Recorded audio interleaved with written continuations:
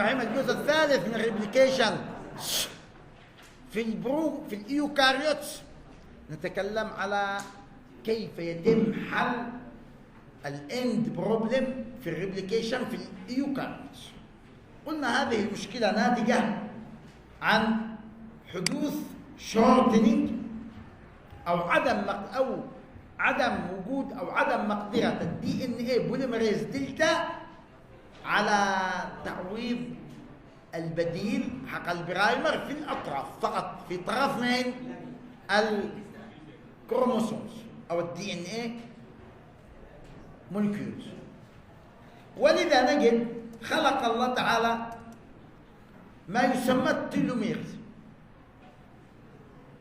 هو عبارة عن جزء نون كودينج، ولاحظ في الرسم اللي أمامنا مميزين الأطراف حق الكروموسومز بأطراف البني. ما هو هذا الأطراف البني؟ تيلومير. ما هو التيلومير؟ تعريفه نون انفورميشنال، نون كودينج،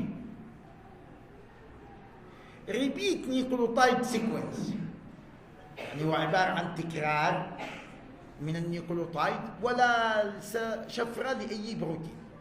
يعني إيش؟ لو فقدنا منه أو حصل إضافات عادي ما يضرش. زي من؟ زي الاحتياط. مش نعمل في القمصان لما 2 أو 3 زرارات احتياط، صح؟ أيوه. ولا لقد اقتطع البنطلون حقك توسع القافك شوية وتقول موضة. فهذا الله تعالى عامل لنا حاجة احتياط ليست شفرة.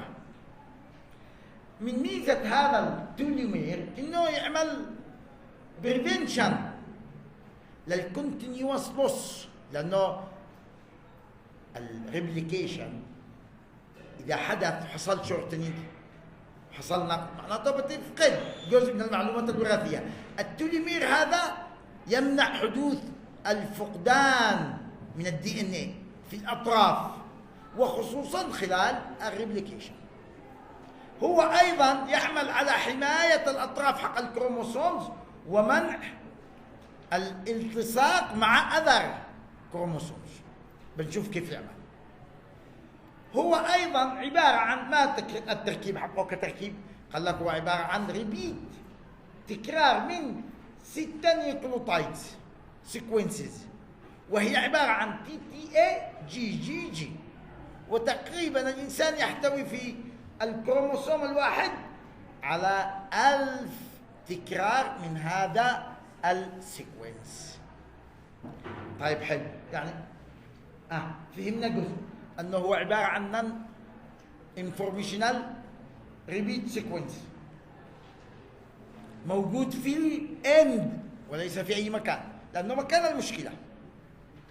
هو مهمته منع حصول فقدان مستمر للدي ان اي والانفورميشن عند حدوث الريبيت ريبليكيشن، تكرار للمضاعفة.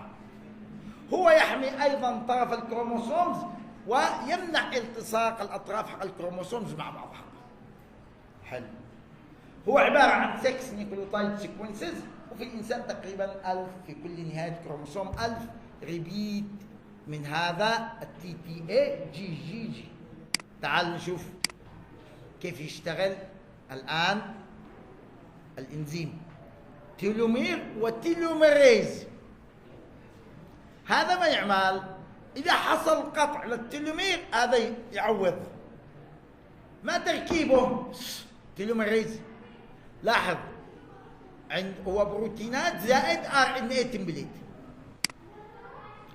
اولا الانزيم هذا التيلوميريز ما هو؟ انزيم which prevent shortening. اذا هذه اول مهمه له. متى which can occur؟ متى هذا الشورتنينج يحصل؟ عندما يكون هناك دي ان اي ليبريكيشن بالذات لمنطقه او للستراند اللاجنج، صح ولا لا؟ مش هذه قلنا مشكله الاند بروبلمز. هذا من ميزات او من صفات التركيبيه للتيلوميريز انه عنده ان انترنسيك ار ان اي برايمر، يعني من ذاته نفسه مع برايمر ار ان اي. طيب وانا ما بستفيد، ايش كنا احنا نستفيد من البرايمر؟ انه نبدا نبنيه او خذوا تمبليت. هذا هنا ايش بيعمل؟ بيستخدم هذا الار ان اي كتمبليت. has an intrinsic RNA primer can act as RNA template which will help to synthesize، والذي ممكن ان يساعدنا في تصنيع الدي ان اي على البارنتال دي ان اي، يعني اعمل له سيكونس بدل اللي ينقص علي لو كان. طيب من صفاته ايضا عنده ريفيرس ترانسكريبتيز. ما هو الانزيم؟ قال لك هذا الانزيم الترانسكريبشن هي عمليه صناعه ار ان اي من دي ان اي. لا، هذا انزيم يعكس، يستخدم الار ان اي تمبليت لصناعه دي ان اي. وتفسير الريفيرس ترانسكريبتيز هو ار ان اي ديبندنت دي ان اي بوليمريز. موجود هذا التيلوميريز في الجيرم لاين سيلز، وكذلك الستيم سيلز والموست كانسر سيلز، معظم خلايا السرطان. حيث ان وجود التيلوميريز because of telomerase يستطيع التيلومر كان بي synthesized. مش احنا قلنا التيلومر هو عباره عن ريبيت سيكونس في الاطراف يحصل في بوك شورتنينج. ما هذا التيلوميريز يجي يعمل تصنيع للتيلومر، او بمعنى اخر دي ان اي كان بي ادد تو ذا بارنت دي ان اي. يا دكتور الدي ان اي معلومات وراثيه، كيف اضيف انا الدي ان اي من عندي؟ لا، انت ما بتضيفش معلومات وراثيه، انت بتضيف جزء احتياط بس اللي هو التيلومير. ايوه، نون كودينج او نون انفورميشنال دي ان اي سيكونس، يعني عادي يضيف اللي تشي. وهذا التيلوميرز هو الاند اوف كروموسومز، ولذلك لماذا الجيرم سيل لاين اللي الخلايا الاوليه او البدائيه للانسجه لا تشيخ، ما تشيخش. ليش؟ لانه ما عندش مساله الاطراف، ما عندش مشكله في الاطراف. ايضا الخلايا السرطانيه بروليفريشن موجود في الخلايا، في معظم الخلايا السرطانيه. لماذا؟ لانه ان كنترولد، ما في ليش معيار للتوقف. وابسنت فروم موست سوماتيك سيلز، او الخلايا الجسديه لا تحتوي على تيلوميريز، ولذلك مع الوقت تشيخ. اذا اكسير الحياه ما هو تيلوميريز. ولذلك العلماء يبحثون، مش في ناس عندهم مليارات يشتي يعيش الى ما لا نهايه، فجالسين يشتغلوا على هذا التيلوميريز، يشتي يكون حق التيلوميريز موجود في كل الخلايا حقه. الا ان الله تعالى له حكمه. الموت حكمه ولا مش حكمه؟ طبعا اذا وصلت الخلايا الى الاند برودكت او الى الاكسباير. طبعا ممكن انتم الان شباب ما انتش حاسس، ما شاء الله تقفز من درج لدرج ولا عندك اي اشكاليه، تمام؟ قارن نفسك لما تكون مريض، مش قادر حتى تموت بايش؟ بالقرص الشاهي من جنبك، صح ولا لا؟ خصوصا لو في حمى شديده ووقيص. كبر السن يصل الانسان الى ما بين الصحه والمرض، فاذا ما فيش موت بتكون متألم. فالموت نعمه، على قدر ما هو مصيبه هو ايضا نعمه، وطبعا يكون مصيبه على الذي ما بش معه طاعات. طيب، ما الأهمية للتيلوميريز؟ 3 أشياء. أولا، هو يمنع loss of genetic information. كيف ذلك؟ قال لك لأنه يمنع shortening للدي ان اي. فهمنا هذه النقطة؟ حلو. هو أيضا ما هلوش في السوماتيك سيلز اللي الخلايا الجسدية في معظم السومات، ولذلك له علاقة بمن؟ بالايجينج بروسيس، لأنه كل ما نقص الدي ان اي كل ما ظهرت نقص في بعض البروتينات، وبالتدريج. طبعا ما يجيش النقص مره واحده. وكذلك في الخلايا السرطانيه هذا التيلوميريز، لانه معناته أن الخلية السرطانية تنمو ان كنترولد، وبروليفريشن والسيل ديفيجن، وهذا معظمه موجود في الكانسر سيلز. تعال نشوف كيف الوظيفة حقه.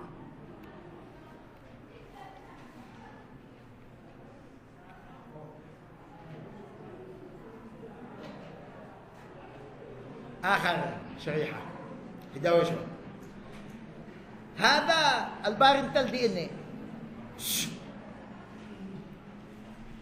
وهذا المصنع الدوتر دي ان اي. ايش معه في الطرف؟ البرايمر اللي هو في الفايف برايم اند اللي في اللاجنج ستراند، انا ما اديتش الباقي. عند ازالة هذا البرايمر معي مين؟ معي هذا الجزء، اشتي اعوضه، اشتي ما اخلوش يضيع، ما اخلوش يقصر.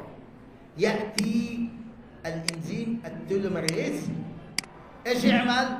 يلتصق في ال 3 برايم اند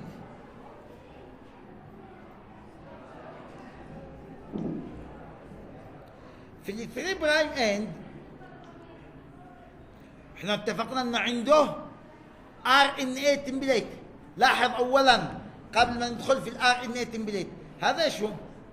تي تي اي جي جي جي، تي تي اي جي. ايش هذا؟ هذا التلومر اللي هو قلنا الجزء الذي سيحمي الاطراف من الشورتنينج، حيث ان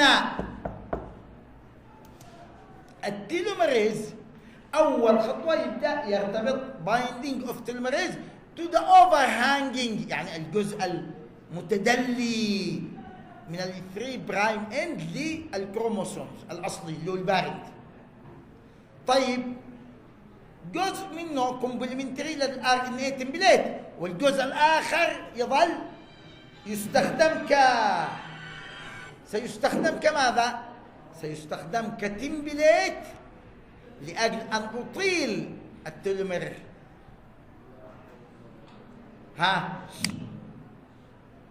هذا ار ان اي تمبليت، جزء منه يتصل الار ان اي ال 3 برايم، والجزء الاخر يظل زائد للخارج. هذه الزياده الان تستخدم لتصنيع تلومير للدي ان اي، طرف غير معلوماتي اللي هو تكرار من تي تي اي جي جي. من المكمل له؟ الاي اي يو سي سي سي using a telomerase RNA as a template. ها شوفوا ايش حصل؟ استطالة للتلومير. بماذا؟ بتلومير جديد مكمل له من، او استخدم الار ان اي ار ان اي الموجود في التلوميريز، الانزيم هذا كله، هذا الحين كله الانزيم. حلو. ويرجع يتحرك موفمنت، مش انه لا يحضر بس، يحضر جزء ويتحرك وهكذا، ثم ياتي ويكمل استطاله. ما التمبليت برضه، ثم ينفك بعد ما يشوف نفسه قد عمل استطاله لا باس بها من التلومير. الان ضامن انه حتى لو جاء، لو تلاحظ التي تي اي هنا كانت الاصليه، هذه النهايه، بنشوف الان بعد شويه. هنا هذه كانت البارنتلا، هنا شوف كم قد معه زياده. الان حتى لو جاء الان عمل برايمر وصنع حقه الدي ان اي تمبليت، بعدين بيزيد البرايمر. حتى الان لو راحت هذا الجزء، هو هذا زياده، ماهوش من الاصلي. وعاده يزيد ايش يعمل؟ ياتي تي لوب وعاملين يسمى تي ار اف 1 وتي ار اف 2، هذول يعملوا حمايه للاند اوف كروموسومز بواسطه انه يخليهم على هيئه تي لوب، يمنع الوصول النيوكليز، وكذلك الانزيم ذات ريبير دبل ستراندد بريكس، يعني يعمل حمايه للاطراف حق الكروموسومز. ملخص الريبليكيشن أن البروكاريوتس والإيوكاريوتس ريبليكيشن 3 مراحل: initiation وإلونجيشن، والإلونجيشن الليدنج واللاجنج، والترمينيشن. نو اند ريبليكيشن في البروكاريوتس، بينما هناك اند ريبليكيشن بروبلم في الإيوكاريوتس يتم حلها بواسطة التيلومير والتيلوميريز. وهذه مختلف البروتينات والإنزيمات لكل من البروكاريوتس والإيوكاريوتس في كل مرحلة. في الانيشيشن كان مع الدي ان اي، وهذا يقابله الاو ار سي والهيليكيز، والدي ان اي سي هذا ايضا يجي معه السي دي سي 6 والسي دي تي، يعني كل واحد ما يقابله من البروتين في البروكاريوتس والايوكاريوتس. ونجد ان الايوكاريوتيك more proteins ومور enzymes واكثر تعقيدا، وتكون coordinated with the cell cycle.